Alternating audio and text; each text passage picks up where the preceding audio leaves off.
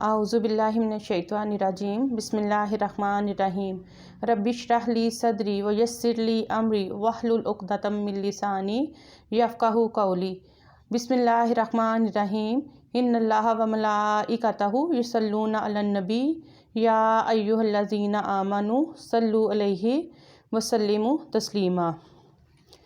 अल्लाहुम्मा सल्लि अला मुहम्मदिन व अला आलि मुहम्मद कमा सल्लैता अला इब्राहीम व अला आलि इब्राहीम इन्नका हमीदुम मजीद। अल्लाहुम्मा बारिक अला मुहम्मदिन व अला आलि मुहम्मद कमा बारकता अला इब्राहीम व अला आलि इब्राहीम इन्नका हमीदुम मजीद। अस्सलाम वालेकुम व रहमतुल्लाहि व बरकातुहू। आज हम हज़रत इब्राहीम अलैहिस्सलाम की दुआ में से दूसरा पार्ट जो है वो हम इंशाल्लाह दूसरी दुआ के बारे में बात करेंगे।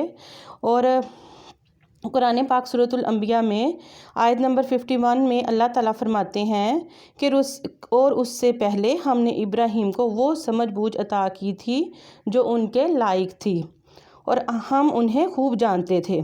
आगे आयत नंबर 52 है, अल्लाह ताला फरमाते हैं वो वक़्त याद करो जब उन्होंने अपने बाप और अपनी कौम से कहा था कि ये क्या मूरतें हैं जिनके आगे तुम धरना दिए बैठे हो।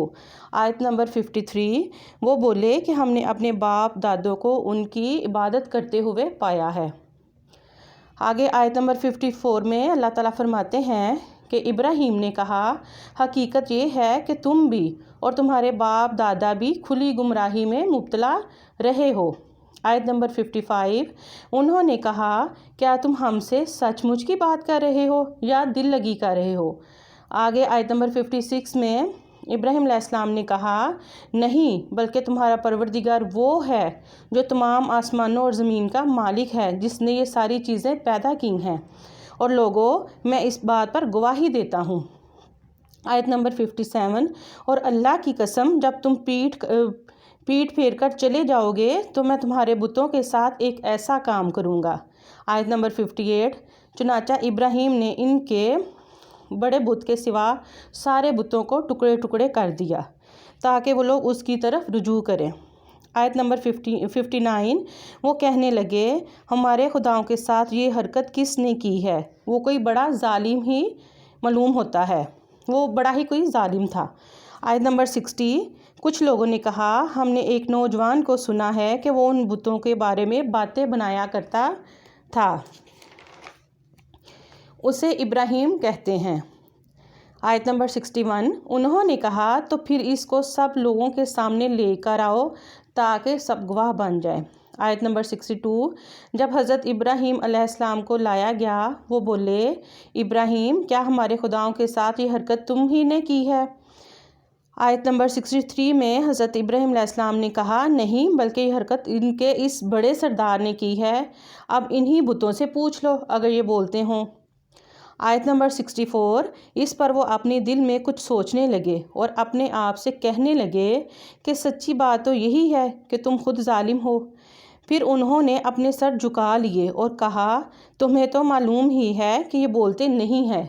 ये आयत नंबर 65 थी। आगे 66 में अल्लाह ताला कुरान पाक में फरमाते हैं कि इब्राहीम ने कहा भला बताओ क्या तुम अल्लाह को छोड़कर ऐसी चीज़ों की इबादत कर रहे हो जो तुम्हें ना कोई फ़ायदा पहुंचा सकती हैं और ना कोई नुकसान। आयत नंबर 67, हज़रत इब्राहीम अलैहिस्सलाम फरमाते हैं आगे तुफ़ है तुम पर और उन पर भी जिनकी तुम अल्लाह को छोड़कर इबादत करते हो, भला क्या तुम्हें इतनी समझ नहीं। वो एक दूसरे से कहने आयत नंबर 68 वो एक दूसरे से कहने लगे आग में जला डालो इस शख्स को और अपने खुदाओं की मदद करो अगर तुम्हें कुछ करने का दम खम है। तो उन्होंने एक बहुत बड़ी आग तैयार की जिसमें उन्होंने तैयारी की कि हज़रत इब्राहीम अलैहिस्सलाम को इस आग में डाला जाएगा। सही बुखारी में एक हदीस है और उस मौके पर हज़रत इब्राहीम अलैहिस्सलाम ने पुकारा था हस्बुनल्लाहु व नेमल वकील, हमने अल्लाह ही पर भरोसा किया और हमें अल्लाह ही काफ़ी है और वो ही हमारा बेहतरीन कारसाज है।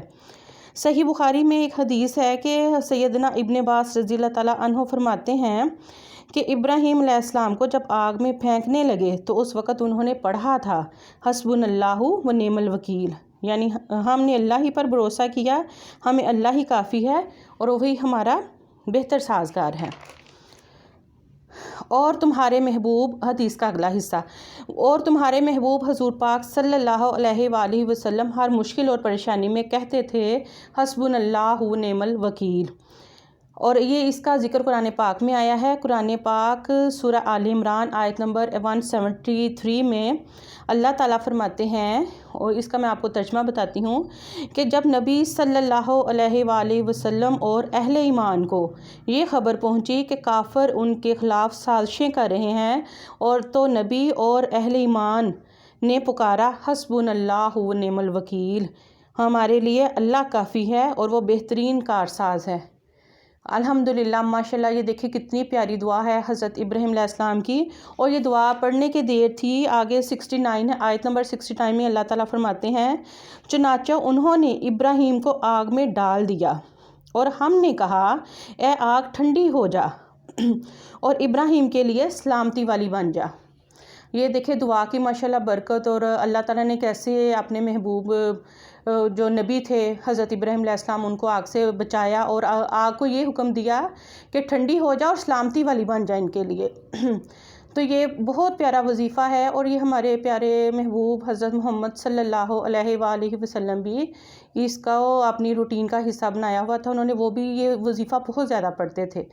تو یہ ایک چھوٹا سا وظیفہ ہے، چھوٹی سی دعا ہے۔ کوشش کریں کہ جب بھی کوئی پریشانی، کوئی مشکل، کوئی بھی مطلب کہ آپ کے لیے پریشانی ہو تو اس کو پڑھا کریں، اور یہ چھوٹا سا کلمہ اپنے اندر ماشاءاللہ دیکھیں کہ ہمارے لیے اللہ ہی کافی ہے، اور آپ اس کو پڑھ کے دیکھیں تو انشاءاللہ آپ کی زندگیوں میں دیکھے گا کیسے تبدیلی آتی ہے۔